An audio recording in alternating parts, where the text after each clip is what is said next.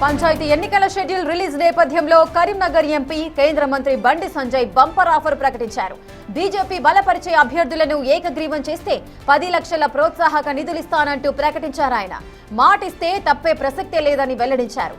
ఏకగ్రీవ పంచాయతీలకు 5 లక్షల ఇన్సెంటివ్ ఇస్తానని బీఆర్ఎస్ మాట తప్పిందన్నారు. కాంగ్రెస్ ప్రభుత్వం వద్ద నయా పైసా నిధులు లేవని, నిధులు తెచ్చేది ఇచ్చేది కేంద్ర ప్రభుత్వమేనని తెలిపారు. ఎన్నికలు జరిగేది కూడా కేంద్ర నిధుల కోసమేనని, కాబట్టి ఆలోచించి నిర్ణయం తీసుకోవాలని కోరారు. పొరపాటు చేస్తే 5 ఏళ్ల నరకయాతన తప్పదంటూ కీలక వ్యాఖ్యలు చేశారు ఆయన.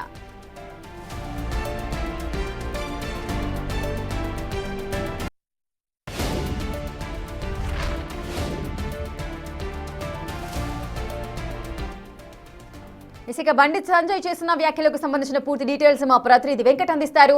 వెంకట్, అందరూ ఈగర్ గా వెయిట్ చేస్తున్న లోకల్ బాడీ ఎలక్షన్స్ కి సంబంధించిన నోటిఫికేషన్ అయితే వచ్చేసింది. ఇక వివిధ రాజకీయ పార్టీల నేతలంతా కూడా ఇక తమ గేమ్ అయితే స్టార్ట్ చేశారని అనుకోవచ్చా? ఇప్పుడు బండి సంజయ్ చేసిన వ్యాఖ్యలను ఏ విధంగా చూడొచ్చు? బీజేపీకి సంబంధించిన పార్టీ నేతలంతా కూడా ఏకగ్రీవం చేస్తే 10 లక్షల రూపాయలను నజరానా ఇస్తానంటూ కూడా ప్రకటించారు. అదేవిధంగా ఇన్సెంటివ్స్ కూడా ఇస్తానంటూ కూడా ప్రలోభ పెట్టే పద్ధతులు ఇవన్నీ ఏంటి? బండి సంజయ్ వ్యాఖ్యలను ఏ విధంగా చూడాలి?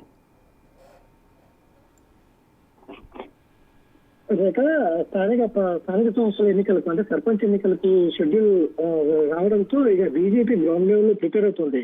ఖచ్చితంగా గ్రౌండ్ లెవెల్ లో బలపడాలి, సర్పంచ్లు ఎక్కువ శాతం సర్పంచ్లు గెలవాలి. ఎక్కువ కనుక గ్రౌండ్ లెవెల్ లో బలోపేతం అవుతే కనుక వచ్చే సార్వత్రిక ఎన్నికలు కావచ్చు, పార్లమెంట్ ఎన్నికలు కావచ్చు, బలం పెంచుకోవచ్చు. రాష్ట్రంలో అధికారమే లక్ష్యంగా బీజేపీ అడుగులు వేస్తున్నటువంటి నేపథ్యంలో ఈ సర్పంచ్ ఎన్నికలు చాలా కీలకం.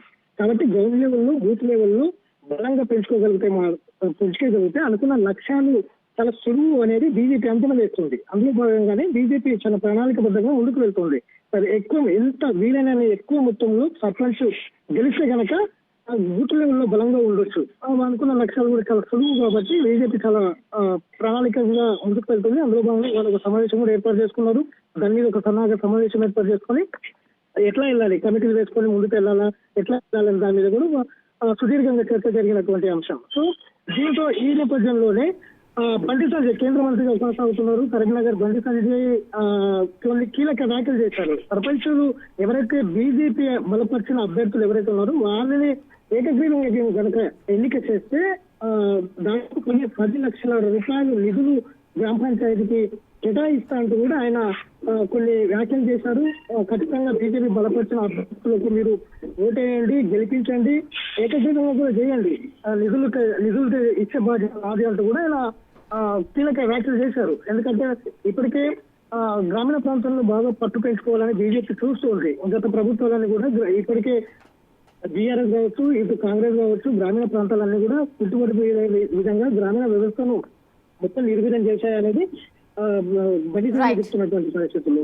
ఖచ్చితంగా గ్రామీణ ప్రాంతాల్లో బలపడేందుకు ఈ సర్పంచ్ ఎన్నికల కీలకం కాబట్టి బీజేపీ బలపరిచిన అభ్యర్థులను ఏకగ్రీవం చేయండి, నిధులు ఇచ్చే బాధ్యత నాది అంటూ కూడా ఆయన చేసిన అటువంటి వ్యాఖ్యలు ఇప్పుడు మొత్తం రాష్ట్ర వ్యాప్తంగా కూడా చర్చనీయాంశంగా అయినటువంటి పరిస్థితులు ఉన్నాయి. గతంలో బీఆర్ఎస్, కాంగ్రెస్ పార్టీ కూడా ఇట్లాంటి ఆఫర్లు ఇచ్చాయి, కానీ ఇప్పుడు బీజేపీ ఇచ్చింది. చూడాలి ఏ విధంగా ఉంటుందన్నది. Right, thank you Venkat, thanks for the details.